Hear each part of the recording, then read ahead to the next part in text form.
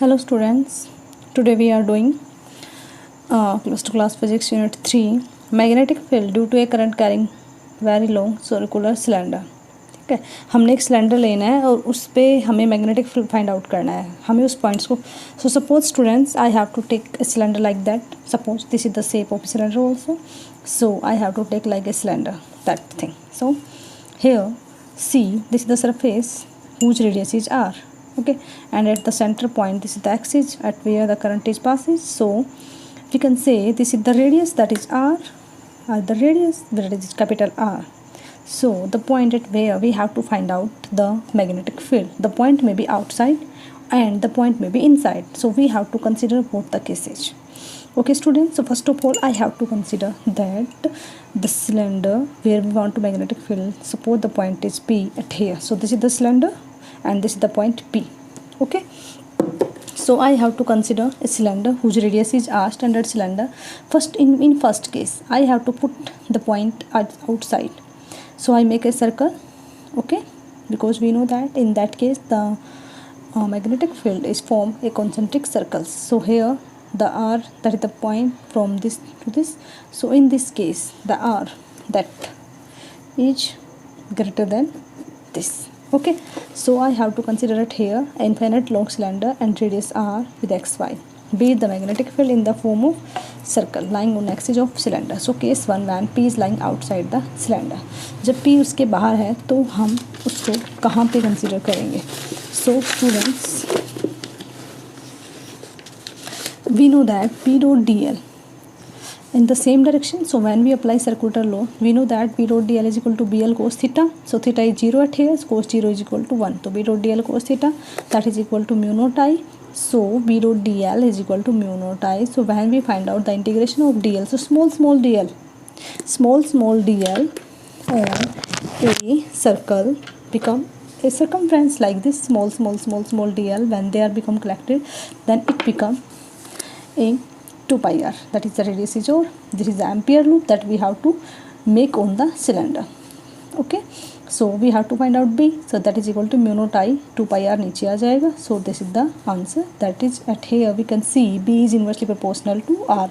It means that when b is increased then r must be decreased, and if b is decreased then r must be increased. Now the second case, the p lies inside the cylinder. In this though two cases are also there. First, if current is along surface of a cylinder, if listen students, इसमें case ये हो सकता है कि अगर suppose करो ये इसका सरफेस है, ठीक है, और अगर हमने ये माना कि जो कंडक्टर होता है मीन्स जो सिलेंडर होता है हमारा, आपको पता है सिलेंडर बेसिकली मेटल का होता है, ये तो नॉन मेटल है, ठीक है, वो मेटल का है, तो इसमें जो करंट पास होगा इस क्लोज पाथ के अंदर, इस क्लोज पाथ के अंदर, ठीक है, वो अगर हम इसके अंदर बात करें, क्योंकि अगर बाहर सरफेस पे चार्ज है then it's okay, and we know that अगर इसके अंदर बात करेंगे हम तो अंदर तो करंट जीरो होएगा, ठीक है, और अंदर अगर करंट जीरो होगा तो we can say that magnetic field is also zero. But अब की बार हमने क्या कंसिडर किया है कि जो पी पॉइंट है ना वो सरफेस पे नहीं है, वो सरफेस के यहाँ अंदर है, ठीक है, तो अब उस पॉइंट पे मैग्नेटिक फील्ड फाइंड आउट करेंगे। तो अब जब इसके अंदर हम बात करेंगे तो अंदर स्पेस नहीं है, अंदर स्पेस नहीं है, एक मटेरियल की बात आ गई, बिकॉज ये ग्लास पे एक मटेरियल है, मीडियम आ गया, तो इसकी परमेबिलिटी क्या हो जाएगी म्यू आर, और जो अंदर इसके अंदर एयर फिल है उसका क्या हो जाएगा म्यू नोट।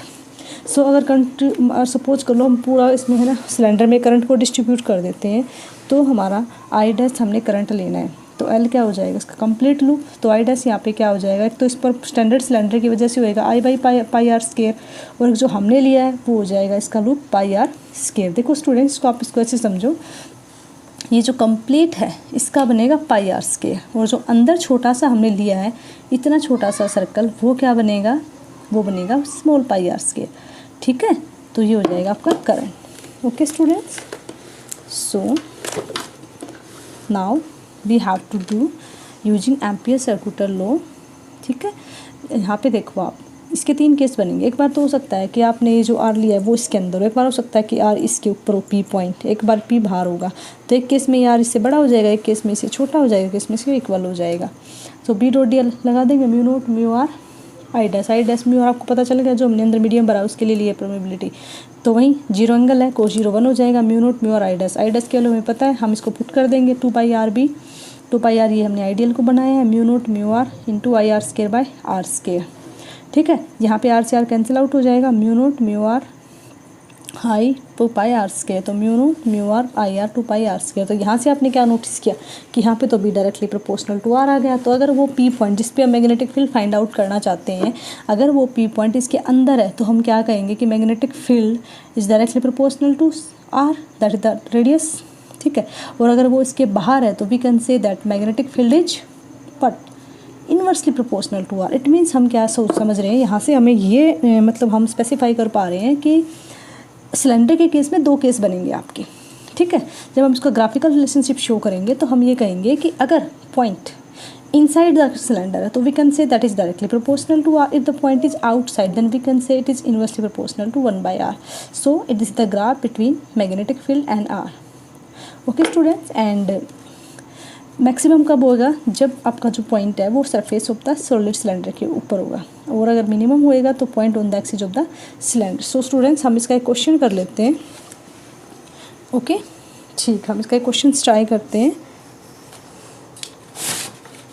क्वेश्चंस में हमें क्या करना है,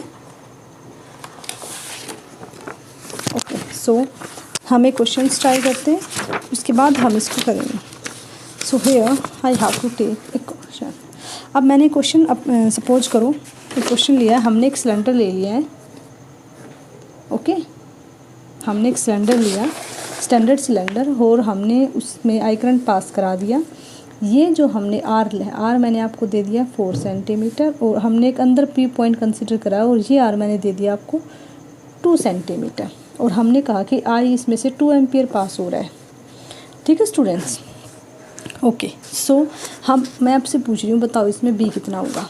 तो आपको पता है कि हमें अभी हमने फॉर्मूला लगाया था मैग्नेटिक फील्ड फाइंड आउट करने का। तो मैग्नेटिक फील्ड फाइंड आउट करने का हमने अभी क्या फॉर्मूला लगाया, सी स्टूडेंट्स, ये रहा हमारे पास formula, mu naught mu are I R square 2πr by are square. तो हमने ये कहा है कि ये पुल टू वैक्यूम है, तो हमने ये लगाने की नीड ही नहीं है, तो हम ये फॉर्मूला यूज करेंगे। फॉर्मूला क्या है, म्यू नोट म्यू, तो म्यू आर हमारे पास क्या है इस केस में, म्यू आर हमारे पास 1 है।